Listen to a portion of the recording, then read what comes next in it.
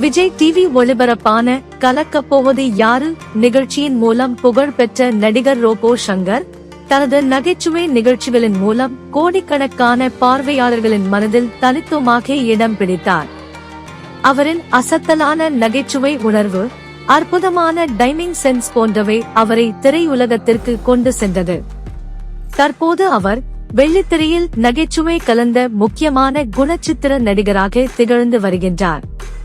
இந்நிலையில் சமீபத்திய ஒரு நேர்காணலில் நடிகர் தனுஷ் குறித்து ரோபோ சங்கர் பகிர்ந்த சில உண்மைகள் ரசிகர்களை வியப்பில் ஆழ்த்தியுள்ளது.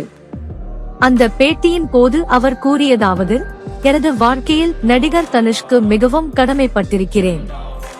ஏனென்றால் சில தவறான பழக்க வழக்கத்தால் உடல்நிலை பாதிக்கப்பட்டு மிகவும் மோசமான மனநிலையிலும் பொருளாதார சிக்கலிலும் சிக்கி தவித்த போது நடிகர் தனுஷ் தான் பணரீதியாக எனக்கு மிகப்பெரிய உதவி செய்தார் என கூறினார்.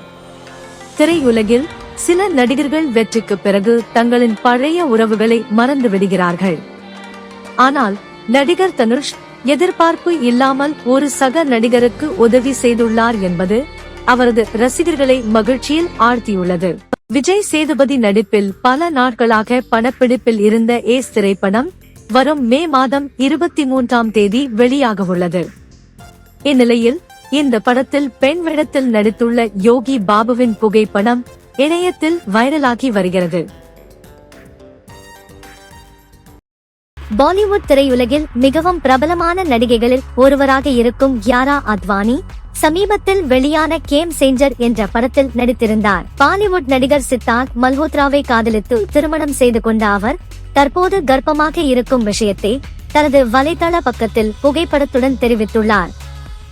2025ஆம் ஆண்டிற்கான பத்ம விருதுகளை தமிழ்நாட்டைச் சேர்ந்த பல முக்கிய பிரபலங்கள் இந்த விருதுகளை பெற்றுள்ளனர்.